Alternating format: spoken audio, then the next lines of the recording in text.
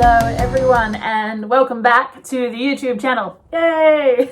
As I mentioned in my wrap up of 2020, I've been wanting to bring this back for a long time but really struggled to find the time to do it. But we are in lockdown 3.0 in London at the moment. So, you know, when you spend all day inside wandering around going, now what do I do? This is what you do. You do the YouTube channel like you said you would. So I'm very, very excited to be back. I've actually got a plan now. So this will be really good. So I am bringing back what am I sewing this month? Which is great because I've got loads to be sewing. So I should have loads to tell you about. So I will start with a wonderful design called Dancing Dollies by the wonderful Trish Harper, who is a Melbourne designer and one of our teachers in our lovely Melbourne shop. She has known me since I was teeny tiny, long time, and she just is so wonderful with colour and design and just embroidery purse as well. Like all of her embroidery purse pieces are just stunning. So Dancing Dollies, I'm making all of these because I need samples for the UK for when we start being able to travel and I can do shows again, and I want to have, you know, versions of all of these wonderful quilts on hand, so my lovely new UK and Europe audience can see them in the flesh as well. Obviously the originals are all back in Australia, safe and sound where they should be. So, like I said, lots to show you.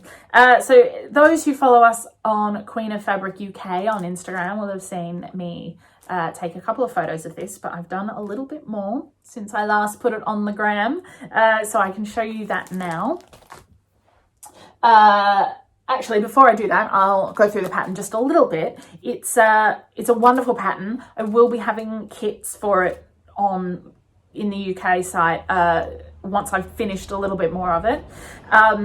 It's got embroidery, it's hand piecing, it's applique, it's machine piecing. Some of the hand piecing bits that I would do by hand, you can actually also do on a machine.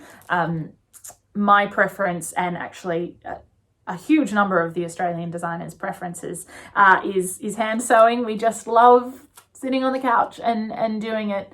It's a little bit slower, but I don't know, feels more cozy that way, and we enjoy the process that way. So that's how we put things together mostly, but a lot of these elements can also be done on the machine for the machine quilting lovers, or someone who wants to, you know, whip it up just that little bit faster. So that's a bit of a summary of the techniques in this one. And I will show you my middle circle thingy.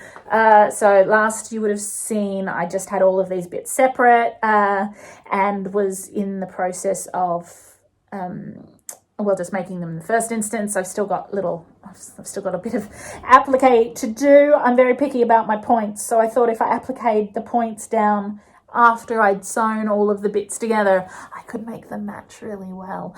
So I did it that way because I can. But then I've also got my little circle there and my little circles out here. I hand sewed all of these bits together, but then I did actually use the machine just to whip it on around the outside, just because it was going to be faster and I am in the middle of hundreds of projects, so I did it that way. And then we've got the hole in the middle for the little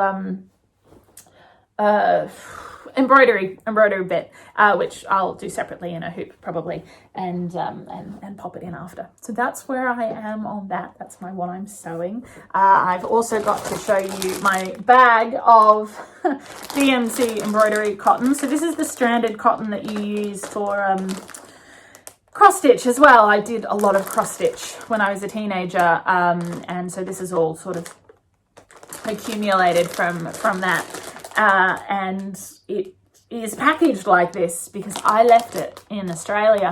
I looked at my collection of cotton for embroidery and said, I don't need that right now. I won't pack it. I'll come back for it later. It was the wrong decision. I don't know what inspired that decision. So I got mum to mail it to me because it was going to be cheaper to mail it to myself than it was going to be to restock my lovely colourful collection of embroidery cotton. So I've got that lying around my living room, just waiting for me to get started on the embroidery of the girls. Also another thing that I did that I thought was potentially interesting was, you'll see I've tie-dyed some of the girls' skin colour. So I've taken this light cream colour that I've got for some of the girls and tea-dyed it, just, hot water, put some tea in, take the tea bag out, dump the fabric in. Gosh, I only left it in for something like 5 or 10 seconds and it's taken really well. But if you want a really, really dark tone, you can either find a different, a darker fabric initially, or leave it in for much longer perhaps. But I thought it might be nice. Obviously the world is an interesting place right now, and I think, representation and inclusivity and all of those things are really important to me, and so I thought it might be nice to move my sample in a direction where more than one skin tone is represented in my dollies. So I've done that, and next step is to embroider their faces and their little ballet shoes and everything. So I'm quite excited for that. So that is what I'm sewing this month, which is January 2021. I'm staring at my props and I've forgotten them. Also in this, as I mentioned, hand piecing, this doesn't come with templates pre-made. I know a lot of quilts do, and certainly new ones that we design, we always try to, but sometimes it just doesn't make sense, especially when the quilt has so many elements. You don't need the templates. So we make our own using this stuff. It's called template plastic. Well, that's what we call it, or plastic, if you want to shove the words together like Aussies like to do.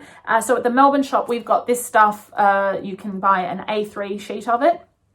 It's both plain, and we also have a gridded option, which I find sometimes people prefer, especially if you're making, squares and stuff. Don't sell this in the UK shop at the moment, but I'm sure one of the other patchwork shops in the UK might have something similar, or this exact thing that you can use, or Google has all the answers. But yes, template plastic, so you will need this to make this quilt as well. I will be doing, once I'm a bit further along, I'm going to be doing kits as well for this one in the UK. So stay tuned for that. Right, well, that's it for my what I'm sewing for January. Thank you very much, and I will see you next time for what I'm sewing in February, which I haven't decided yet, but we'll do ASAP. All right, bye guys.